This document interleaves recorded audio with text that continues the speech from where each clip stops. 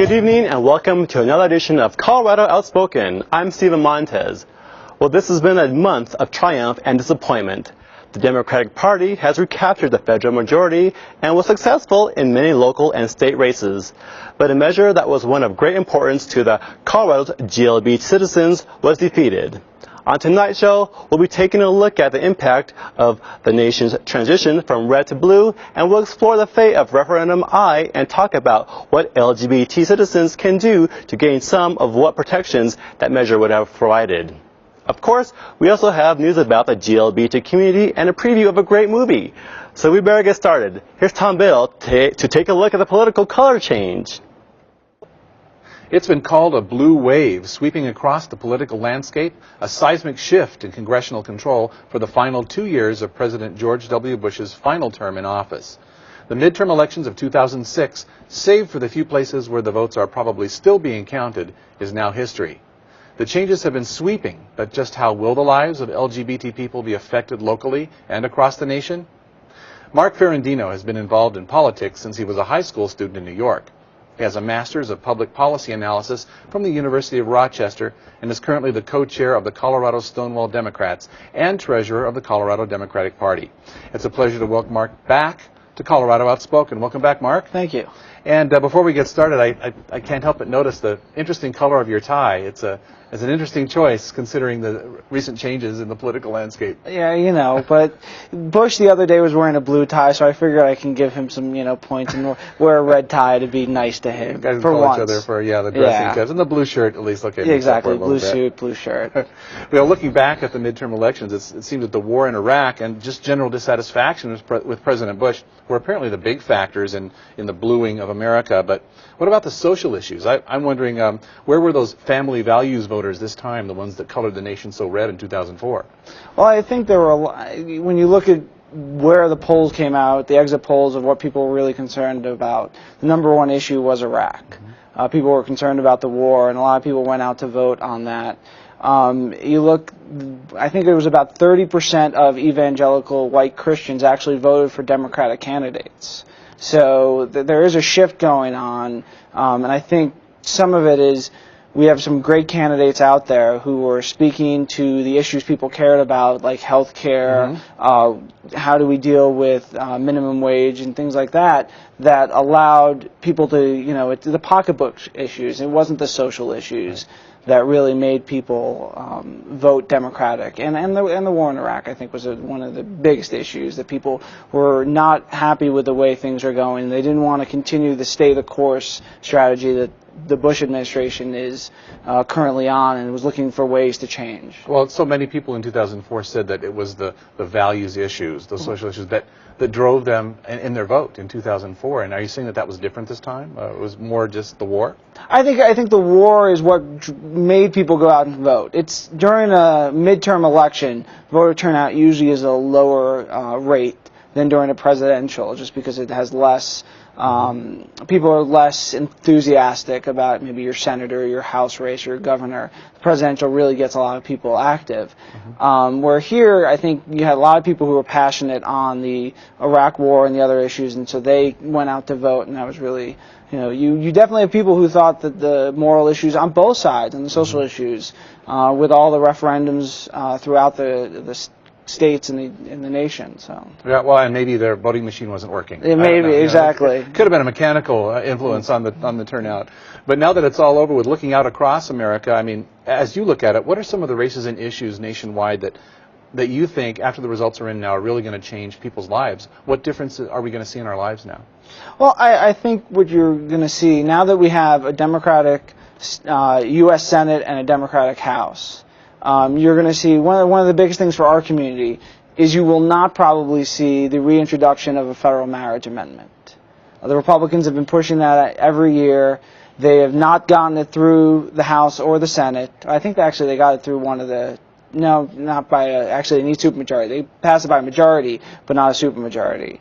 And so I don't think you're going to see that reintroduced. I think you might start to see some legislation passed that will expand rights for the LGBT community. Unfortunately, we still have a President Bush who is used the federal marriage amendment against our community. So I don't know if those, we have a one-vote majority in the U.S. Senate, and I'm not sure exactly, about 15 to 20 vote majority in the U.S. House, and it's not enough for a veto-proof majority. But I think you're going to see the hate-filled legislation that the Republicans have been using to divide our nation not come through now that we're in control of the calendar. Well, it seems like if they couldn't get it passed with a Republican majority, I mean, right. what's the use in pushing this now? And it always did seem like the president sort of had to go out and say something in support of the marriage amendment once in a while, but maybe we'll hear less of that this time. But is there an overall impact that the shift in political power you think is going to have on the lives of LGBT people? Well, I think if you look nationwide, you saw a lot of governors. Even in Colorado with the election of Governor Bill Ritter, you have in New York the election of Eliot Spitzer as their governor, who has said that he would actually sign a marriage amendment, a marriage bill for same-sex couples in the state of New York. We'll see if it can get through the legislature. But you have Democrats winning state houses, state governorships, that, that's really where the impact, for the most part, is on our community. And you're going to start to see more progressive, more LGBT-friendly legislation through a lot of those state houses. Yeah, maybe more of a grassroots at the state level kinds of things that can happen. You're talking about New York. That might be an example of that. In New Jersey recently, we're seeing things happen. Maybe a more friendly community for things like that to keep happening. And speaking of marriage equality and domestic partnerships, and no, we're not really going to get into Colorado's Referendum I and Amendment 43. That's going to be addressed in a different part of the show, but nationwide, how did these issues seem to fare? Did we see any trends? I know they were on the ballots in several places. Well, they passed in almost every state. You're talking about the bans. The bans on same-sex marriage. So that was the only state that had a proactive piece of legislation was Colorado with Referendum I. All the other states that had anything dealing with same-sex marriage was a ban on same-sex marriage. They passed in all states but Arizona. And that's interesting. Yeah, Arizona doesn't come across as the most liberal state. Home of Barry Goldwater. Exactly. So you think retired Republicans. And right. So how in the world did they defeat the marriage ban in Arizona? Well, in Arizona, the ban wasn't the same that we saw here. It was a much more sweeping ban that had impacts on same-sex and opposite-sex couples.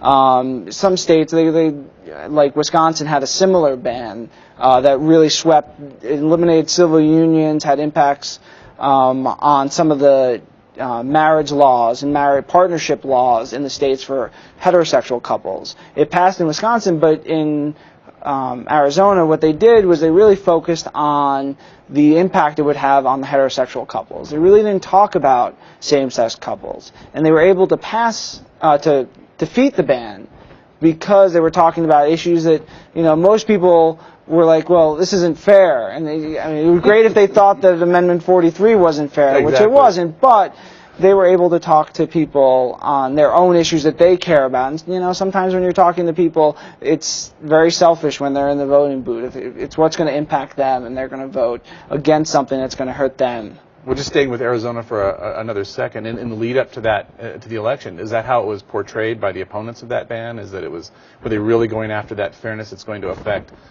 opposite-sex couples as well as same-sex couples? Was that the key there? Or? I've talked to a couple people down there. I have some friends in the LGBT community that were active on the campaign, and they said their messaging was always about how this would impact heterosexual couples. They really didn't focus on, and there was no TV ads, no media ad that talked about same-sex couples.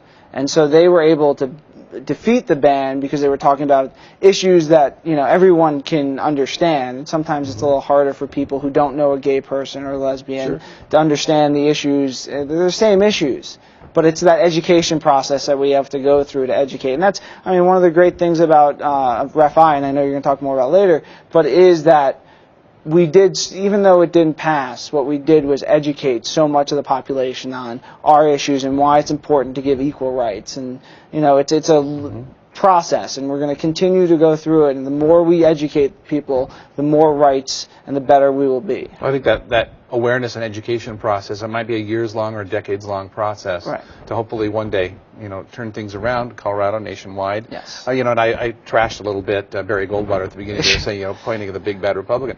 But you're talking about educating people and how just knowing someone can change your view on an issue. And I believe his grandson was gay. Isn't that true? And I believe so. In his lifetime, it was the ban in the military. I know that he came out definitely against and surprised a lot of people in his own party. Yes. So there's hope for people. Yes. For good people. But even Republicans. Even Republicans.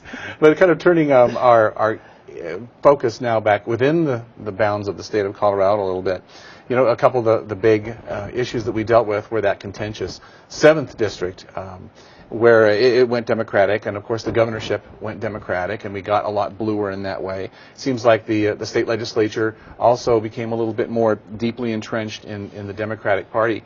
And so I'm wondering what can expect to see an action of the new Colorado governments from the governor and the legislature that might work on that behalf of LGBT people in the upcoming session.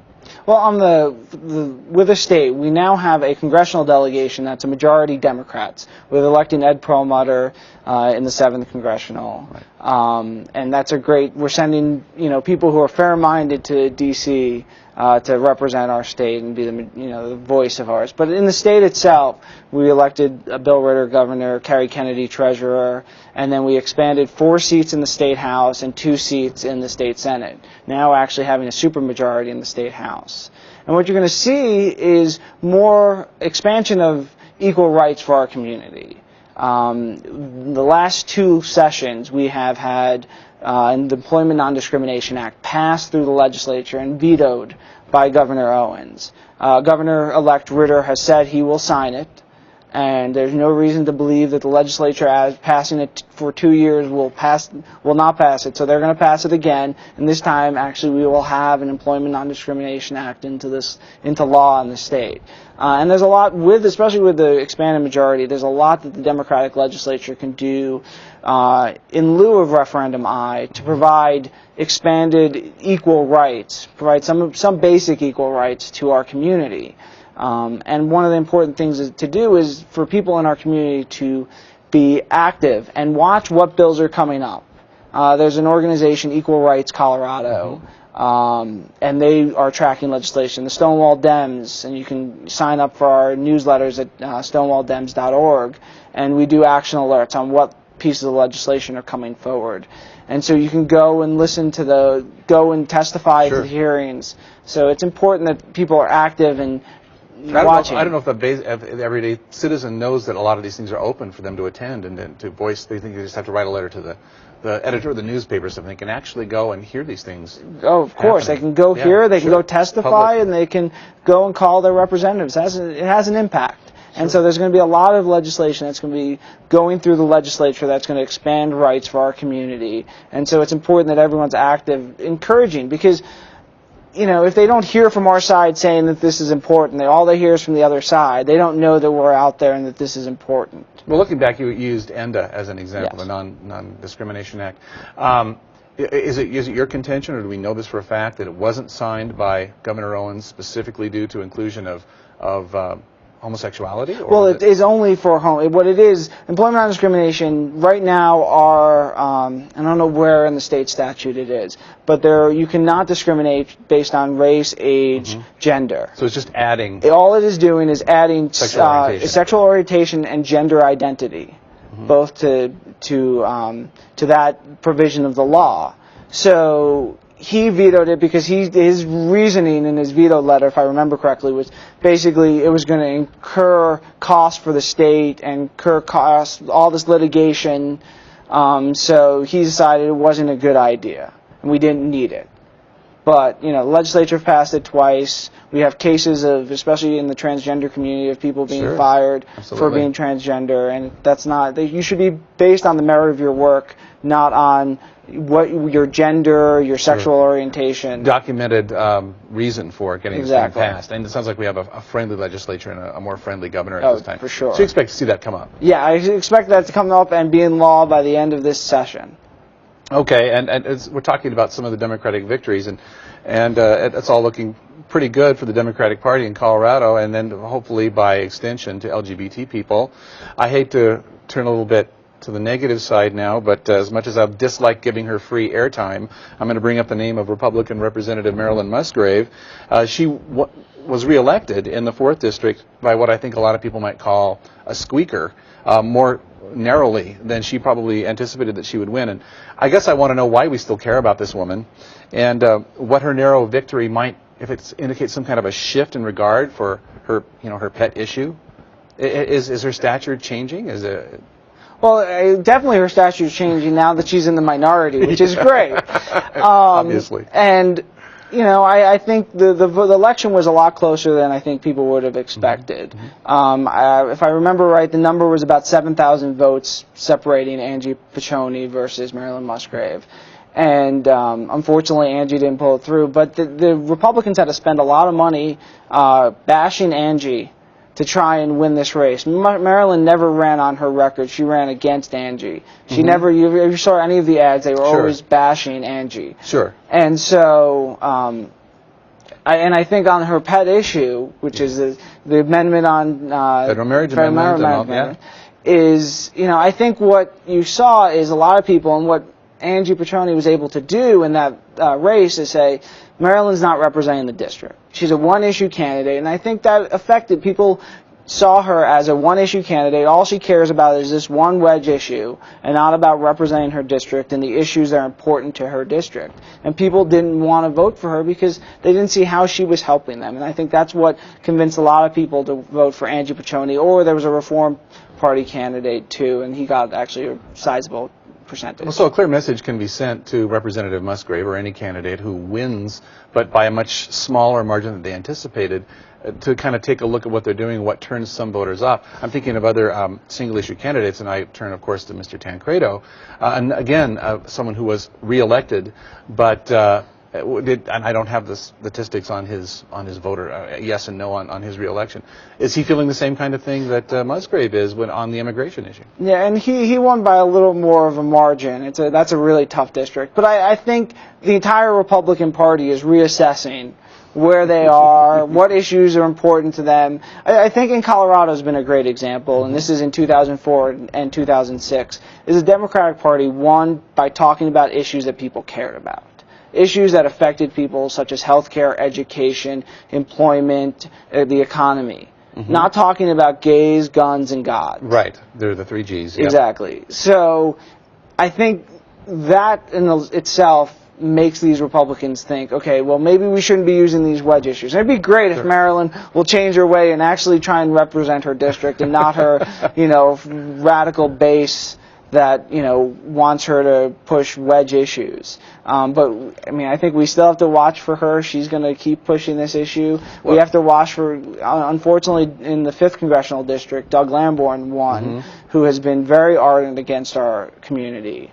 And we're going to have to watch him just as closely as Marilyn and Senator Allard. Sure. Now, was this a trend nationwide also? As far as one-issue candidates receiving, on the social issues perhaps, just receiving that message from the voters that, they want a wider representation of their interests, not just guns, gods, and gays and all that? I hope so. I mean, I think there are cases where when people just talk about one issue, that they're not getting the votes because people can talk about what people care about. And people aren't going to go out and vote just because you're opposed to gay marriage. Sure. They're going to vote because you're going to provide, growth in the economy, provide health care for the uninsured. So I think it is a message, and hopefully people will get it. Either they'll get it or they'll get voted out. So one or the other will be okay. You're getting kind of optimistic here, I see. You speak toward the future. Oh, yes. It seems like you're kind of optimistic, and that kind of, well, we can sort of end with this. I work with a lot of young people, teenage people, and I come across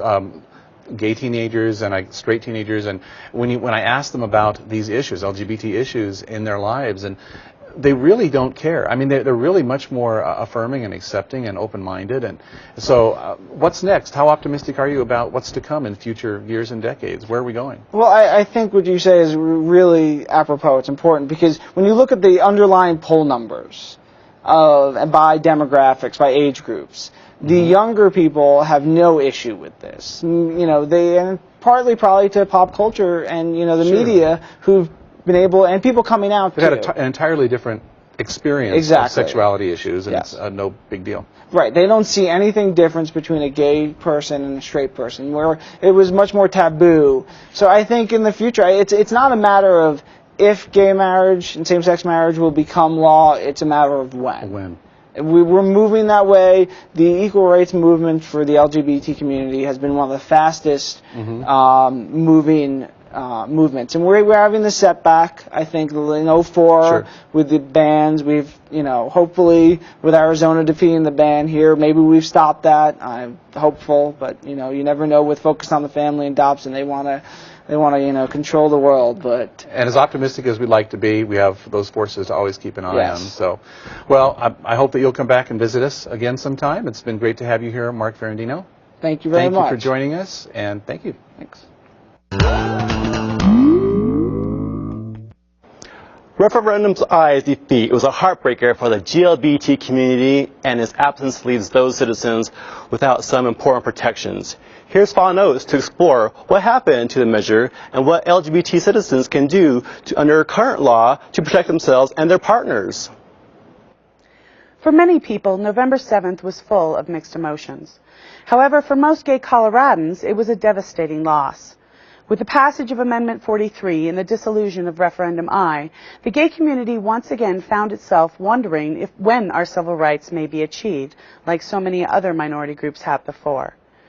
We are left with several important questions. What went wrong with this campaign? How do we deal with the possible feelings of depression, isolation, and perhaps bitterness that many of us are left with? And how do we protect ourselves and our families within the legal system we currently have? Here to help us sort through this difficult time, we have Beth Bryant, an attorney who practices exclusively in the areas of estate planning and probate. Ms. Bryant received her law degree from the University of Denver College of Law in 1990. She is a member of the Colorado, Denver, Colorado Women's, and Colorado Gay Bar Associations. She is a frequent presenter on the topic of estate planning for non-traditional families to public and professional groups. We also have with us Phil Campbell, an ordained minister and director of ministry studies at the ILLIF School of Theology. He is the founder of Colorado Clergy for Equality in Marriage. Welcome both. Thank you. Glad you could be here tonight. Thank you.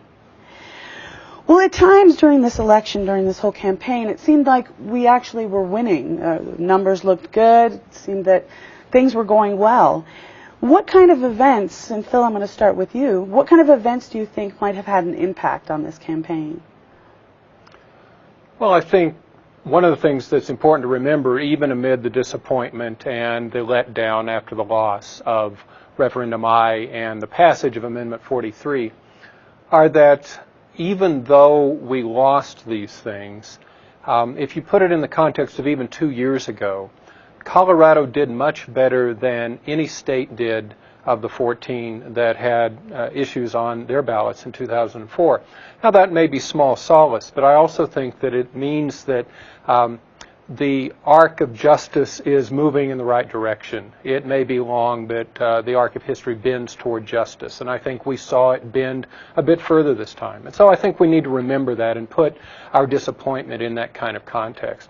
We also need to be able to acknowledge that some things went very right. The very fact that we thought that we could put Referendum I on the ballot and it had a good chance to win is really quite remarkable when you think about it. That 3 years ago even, we would not have fathomed the possibility that we might have won a domestic partnership referendum. The first, even the fact that we came close is what you're saying. I think so. We came close is quite a victory. Again, I want to acknowledge that it's small solace. It doesn't mean that there are more rights available for gay couples now, and that's certainly nothing to be dismissive of. And so I don't want to gloss over the disappointment or to acknowledge the real tangible economic deprivation that continues for gay households in Colorado. But having said that, I think there's encouragement that we're moving in the right direction. There was also early polls that suggested that Referendum I would win, and that was the hope. Yeah, that's the hope. And I think what has been the case and what we've seen in terms of some early polling are that there are people that for whatever reason are not quite ready to do the right thing. They know what the right thing is, and so when they talk to the pollster, they're going to tell them what the right thing is, but then in the privacy of the polling booth, they don't do it. But maybe next time they will. I agree. Beth, do you think that that was a problem, that people were kind of lying about what they were going to support? I don't know if they were lying so much as maybe not acknowledging. To me, what happened was really more of a perfect storm type of situation. Mm-hmm. I do believe that we had a real shot at passing I and was very optimistic about it. I think that with the New Jersey case, Supreme Court case, as well as the Ted Haggard matter, I think it caused people to pause. I think the Haggard matter unfortunately made people feel uncomfortable. And I believe that both of those events had something to do with the defeat of I. And back to you, Phil. Ted Haggard was a fairly important religious figure. And I believe some people thought that, well, maybe that will show the religious right that even religious people can be gay. That didn't seem to be how it played out. What are your thoughts on that? Well, I really think it's too early to tell. It happened so close to the election that whatever impact it may or may not have had on the election, I think was a more visceral, reactive, emotional response. And it very well be, as Beth said, that it was a negative one. Mm-hmm. But I don't think it was a conscious, reasoned one. Also, the fact of the matter is Mr. Haggard has never really admitted yet publicly what his darkness is. And so I don't want to suggest that I know that. It seems to me that there's something obvious about it. But it may be that his darkness is an acknowledgement that he doesn't know how to live in a committed relationship. And I think one of the things that points out is that laws do not protect marriage. Love and commitment protect marriage. Right. We've had the Defense of Marriage Act on the books in Colorado since 2000. Well, unfortunately, that didn't protect Mr. Haggard's marriage, and it doesn't protect a lot of marriages. I haven't seen the divorce rate go down because that's of right. Defense of Marriage. There's been no impact on the divorce rate. So, so on one level, there's that. There's also, I think, for many people who fundamentally believe there's something wrong with being gay, they're still ensconced in that misperception and that really self-hatred, I think, and that's a tragic thing. It seems like we've seen the most negative aspects of homosexuality. Mark Foley, with the 16-year-old Paige or 15-year-old Paige, Mark Taggart. It just doesn't seem like what has come out in the media are positive images. We see more the negative side. Is that affecting people's view of gay people? What do you think, Beth?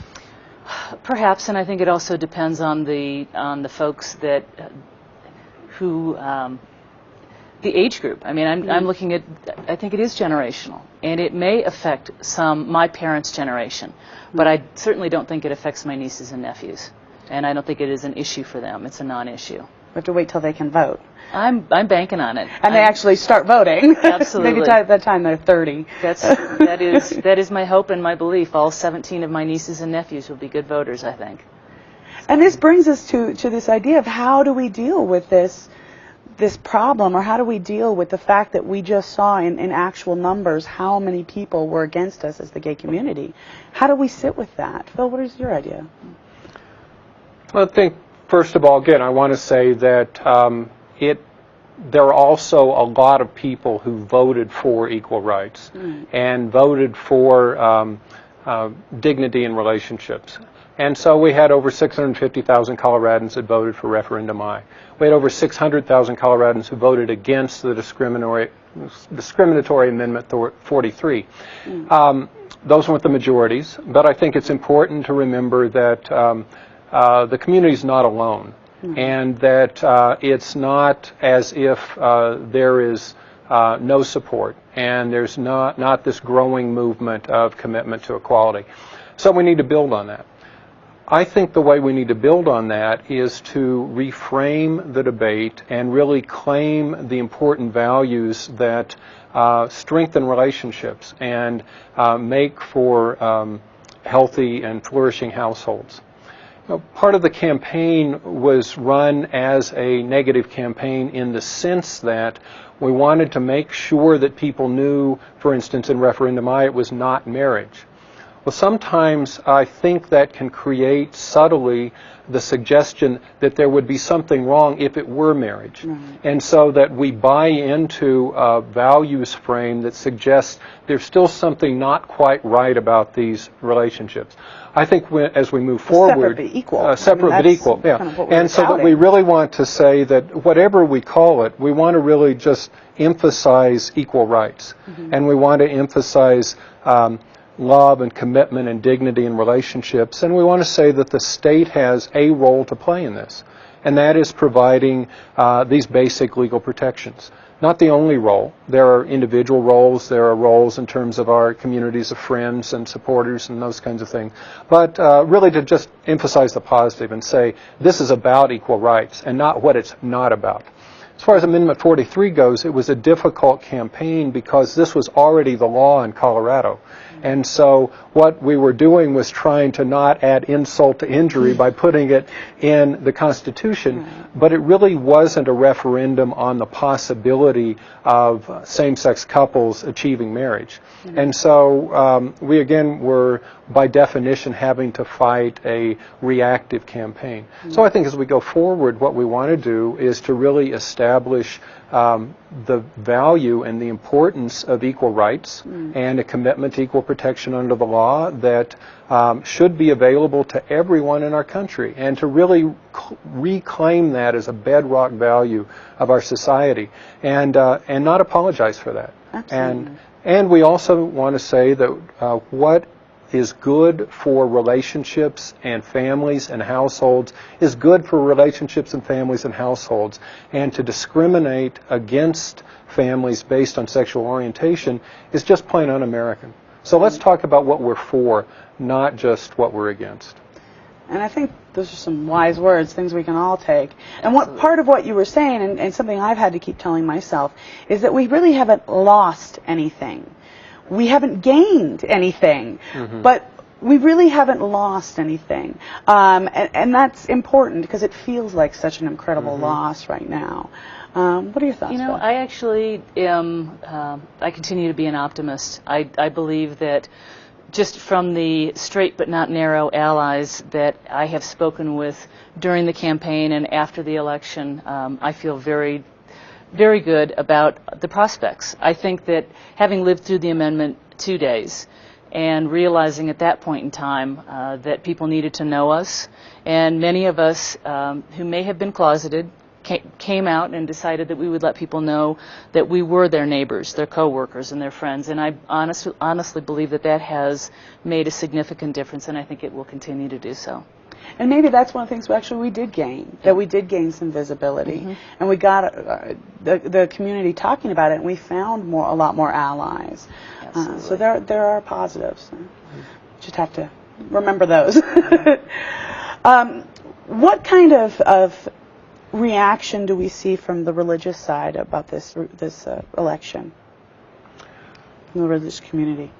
One of the things I think is important whenever we talk about the religious response or the religious perspective is to remember that there are a variety of perspectives. And one of the things that I've said on occasion, and I'll repeat now, is to say that to think about or to ask the question, what is the religious perspective, really doesn't make any more sense than asking, what is the political perspective? As if there would only be one political perspective on something. Well, there's never just one religious perspective. I founded a clergy organization, Colorado Clergy for Equality in Marriage, and I'm joined by over 125 of my colleagues across the state in this commitment to marriage equality. And we're committed to marriage equality because of our faith, not in spite of it. And I think that this is a really important word to continue to proclaim. And I think people are really relieved to know that there are religious people, there are spiritual people, there are communities of faith that really are rooted in love, that have a commitment to inclusion and equality and full participation of persons of different sexual orientations. And that fundamentally, when we talk about love being the essence of a good life, a spiritual life, an ethical life, it's not about who we love, it's about how we love. And there are many religious communities that affirm that. Certainly there are others that don't. And part of it is to try to continue to widen that circle, continue to increase the dialogue. And I think even when we look at those who oppose us and have different views on this, I think there's less vitriol in the exchange, and I think there's more acknowledgement of the basic humanity of gay people. And I think that's really important for everyone to remember, that not only are gay people everywhere, our allies are everywhere too, and not to just write off specific groups as Absolutely. As you were saying. But we're running out of time a little bit, and I really want to talk to Beth about some of the legal aspects of what can we do now? What are some of the problems that we're facing, and what are some of the solutions? Well, and I would have a lot, my comments would be a lot different if I had passed. As we all know, that would have solved a lot of issues. Basically, the laws were not written contemplating gay couples or gay individuals, and my practice area is estate planning and probate, so I'm helping people with documents during their lifetime and also to deal with issues when they die. Sure. And it is not fun. It's not a fun topic for most folks to come to me and talk with about, but it's really important, and it's very needed for our community until a referendum I type of law is in fact passed, which I believe it will. There are certain things that I can do and certain things that I can't do. I'm sorry. Oh, I was just going to say, my partner and I, this was a very personal election because that would have meant health insurance for my partner. So what could we do in terms of keeping ourselves safe? Probably during your lifetime, the most important documents that you can have would be a medical power of attorney. And that's a document that simply says, this is who I want to make medical decisions for me if I can't. The law has default rules. I mean, all states have default rules for their citizens when there aren't documents in place to state who a person wants to make decisions. And actually, our law is one of the few in the country where a gay partner is contemplated, not specifically, but in the event, let's say that I'm in a car accident and I don't have a medical power of attorney in place. The law says, well, is there a spouse? No. And I would have changed that to say spouse or domestic partner. Right. Are there adult children? For me, no. Are there parents? Yes. Siblings? Yes. Friends. So my partner comes in the friend category. In the fifth category. In the fifth category. But that's really not a priority so much. The good news is if those folks can agree, who makes decisions for me, and if they're all in agreement that my partner can, she will be able to. But where it runs into difficulty is if there's disagreement. And that's the Terry Schiavo case, essentially, as well. Family members disagreeing and saying, no, I should be the one. And in that event, my partner would have to petition the court to be able to make the decision. So if my partner's family did not acknowledge me as her partner, right, they really would have the power, yes, if something happened to her. Well, then going to court, the court would have to decide what's in your best interest. And so there would be a hearing, and the problem is it's not certain how a judge would rule, and it's also very costly. So is there anything that we can do to actually solve some of Yes, these? have a medical power of attorney, and they're recognized in all jurisdictions in Colorado and frankly, in other states and outside of the country. Another document that I think is probably the most important during a lifetime as well is a financial power of attorney, because there are the default rules are very unfriendly with respect to finances. There is no, is there a spouse, are there adult children, as with the health decisions. Either I've got someone on my account or I don't. And if I don't, no one can touch my assets, and then someone has to go to court. And once again, it opens the door for my family to come in and say, no, we don't want her to be the one to make decisions. We want to be the ones to make those for our daughter or our sister or whomever. So medical power, financial power. Living will is another document that's a real narrow subset. It is basically, to put it bluntly, a pull-the-plug document that says if all of these facts are present, including that I'm dying, it's time to let me go. And that, once again, it's a self-determination issue more than my naming someone to make that decision for me. But that's an important document. Sure. During one of the things that I've encountered that is very tough is if I died, and I've had this happen with clients, unfortunately, when they have passed away, unless there's a writing that says I name this person to be able to make the decisions regarding the disposition of my body, whether it's cremation or burial, my family is the default rule once again, and my partner would be absolutely unable to make those decisions. Those are lifetime documents that are very important. What about in terms of property and shared property? Great question, because once again, one of the benefits of I would be that if there was a dissolution of the relationship, which does unfortunately happen in our world as well as the straight world, that the divorce rules would apply, and it's a consistent set of identifiable rules on how property would be divided.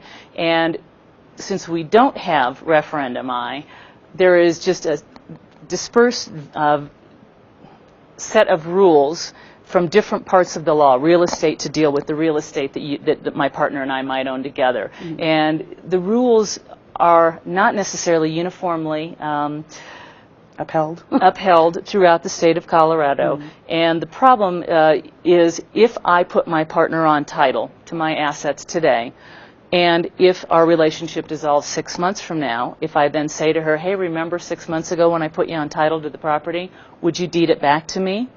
She can basically say, sure, I would if you pay me half of the value. So the problem with just putting someone on title is you make a gift to them by law. It's deemed to be a gift, and it's an irrevocable gift. And so it can cause problems because we don't have the divorce rules. There are also some tax ramifications that are separate. So even when we are taking care of ourselves, there are problems with that as well. Yes, but what you can do is, for example, if you want to make sure that your partner is the beneficiary or receives a bank account, you can do what's called a payable on death designation. And that is a designation that the asset is yours during your lifetime, but at your passing, it goes to who you've designated. It's similar to a retirement plan designation or a life insurance designation. Well, those are all very, very good ideas, and thank you both for giving me a little bit of hope as well. Certainly. Thank you all for joining us, and have a great night. Bye-bye.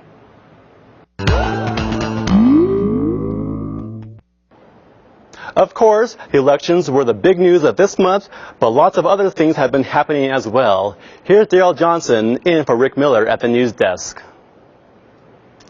The wave that swept Democrats to victory in the recent elections also led to unprecedented success in electing openly gay candidates. 67 candidates endorsed by the Gay and Lesbian Victory Fund, an organization that helps LGBT candidates gain office, were elected in various races. Victory Fund President Chuck Wolf said, "This is the tipping point election for openly gay candidates. We're proving that qualified, well-prepared candidates matched with committed donors means gay and lesbians can move from having a stake in policy to actually making policy." 37 of the candidates endorsed by the Victory Fund were running as openly LGBT for the first time. LGBT candidates won state legislature seats in Alabama, Arkansas, Oklahoma, Washington State, Missouri, and Iowa. In Hawaii, Kim Koko Iwamoto won a seat on Hawaii's statewide Board of Education, making her the country's highest elected transgender official. And Judge Virginia Lindner will join Reeves Kistler on the Oregon Supreme Court, making it the first state ever to have 2 openly gay Supreme Court justices. National Stonewall Democrats hailed the party sweep of the House. Executive Director Joe Wyrick said, "Americans have rejected the failed politics that divided our families in the past in favor of new leaders with new priorities. We must now use the political victories we won to secure concrete results." Supporters and opponents of marriage rights also have divergent opinions on the meaning of the results of the election, which saw Arizona become the first state to reject a marriage ban, while 7 other states, including Colorado, approved similar measures. Matt Foreman, executive director of the National Gay and Lesbian Task Force, pointed to smaller margins of victory for the bans as a sign the same-sex marriage class is becoming progressively more full. Activists in Arizona say they believe they were able to become the first to defeat a marriage ban by sticking to the message that it would take away rights from all domestic partners, straight and gay, a strategy in sync with the state's libertarian-oriented voters. Kirsten Sinema, chairwoman of the Arizona Together campaign, said, "We knew all along that when voters understood what this initiative would do to thousands of Arizona families across the state, they would be opposed to it." Senator Mel Martinez, Republican from Florida, has been named to be the new head of the Republican National Committee. Joe Salmonese, president of the Human Rights Campaign, noted that Martinez was elected in 2004 by adopting Karl Rove's strategy of focusing on gay issues, and further accused Martinez of conducting a viciously anti-gay and bigoted campaign. In a statement, Salmonese said, "For Martinez to be tapped as the head of the Republican Party sends yet another message to our community and to the country that the Republican leadership is continuing their old ways of rewarding slash-and-burn politics instead of being interested in uniting the country." Mexico City lawmakers, in the face of strong opposition from Catholic leaders and conservatives, voted 43-17 to make the country's capital the second city in Latin America to legalize same-sex civil unions. Gay activist Alejandro Brito said, "This is a triumph for the gay movement in Mexico like we've never seen before. We hope this will reinvigorate the movement and inspire us to fight for our full rights." According to a new research study, an American diagnosed with the AIDS virus can expect to live for about 24 years on average, and the cost of health care for that 2+ decades is more than $600,000. Both life expectancy and the cost of care have risen from earlier estimates, mainly because of expensive and effective drug therapies. The study could influence how much state and federal governments appropriate for HIV and AIDS care and prevention in the future. Bruce Shackman, the study's lead author, said they are going to have to take into account medical advances that have extended people's lives. The study appears in the November edition of the peer-reviewed journal Medical Care. A 1993 estimate of life expectancy for a symptomless person infected with HIV was less than 7 years. And finally tonight, we want to remind you to be on the lookout for the December edition of Metro Mode magazine. As usual, this issue has lots of information and features that members of our community will enjoy. You can get it all when this issue hits the shelves during the first week of December at 266 locations across the Front Range. Until next time, this is Daryl Johnson sitting in for Rick Miller. I definitely hope you voted on November 7th, and if you did, you earned the right to brag or complain about the results. We took our camera to the streets after the voting to hear folks do just that, brag and complain. Here's what we found.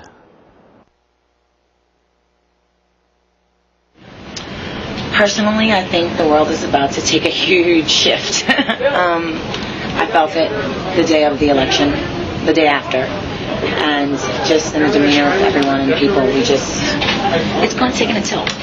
Something's changing, and personally, I think it's for the best. Well, I was personally excited that the Democrats took the House and the Senate. Great change because wasn't happy with the direction that the Republicans were going. I'm absolutely in line with that. Happy to see Bill Ritter win for governor. Mm-hmm. That was that's huge for us. I think finally the American people woke up to the fact that they have a president who is in total denial and that has done a lot of damage. I expected 43 to pass because of the state we live in. Not passing was a big disappointment. I find it very hard to believe that common, decent Christian people in this red state would not want their neighbors to have equal opportunities and equal rights. I think marriage is a union between two people. I think amending the Constitution is a bad move, and it's a shame to see that. Really, the major thought that I have about the elections is that the same people who want the gay community's support for all their other issues, interestingly enough, when it came time to vote at the polls, voted not one but two issues that could have benefited us as a community. Our local GLBT community is alive and vibrant, and there's lots of stuff going on. That's why we have the bulletin board, so you can keep current. Here it is right now.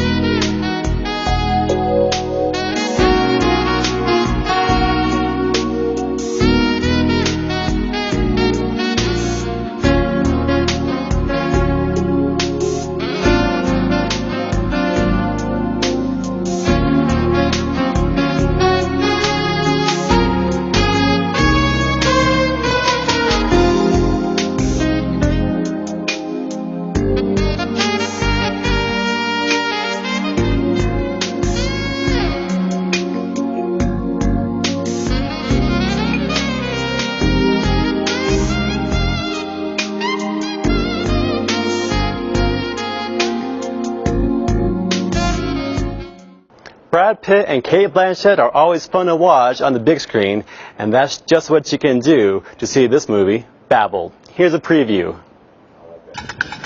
Richard, why did we come here? Alone.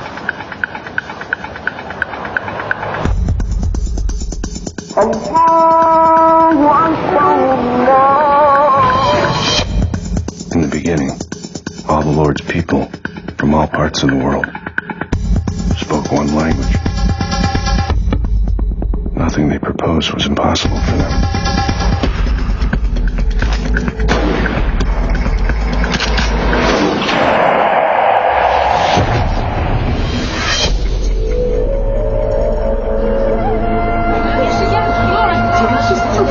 Honey, what's wrong? My wife's been hurt. Is anybody a doctor? Is there a doctor? Help, come here. I need your help.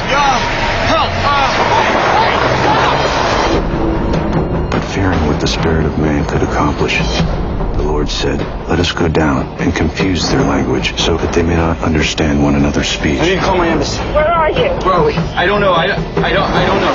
The shooting of an American tourist has sparked an international incident. It's all over the news. Everybody is paying attention. We do everything we can. I want to talk to the kids. I'm not going to talk to them. This is an emergency. Cancel your son's wedding. Can anyone come to take care of the kids? Listen, this is urgent, okay? Where are you headed today? Mexico?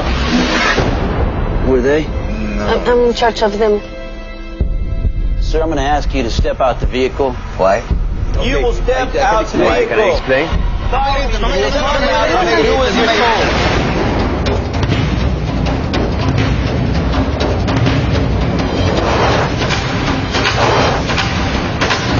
They refuse to acknowledge this is an act of terrorism. We will find these people, and wherever they are, we will find them.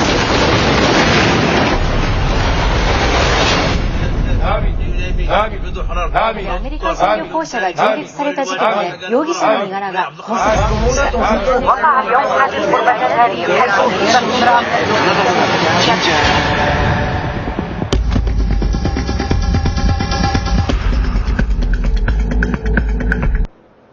If you'd like to go see this movie, why not give us a call on the movie line at 303-861-0829.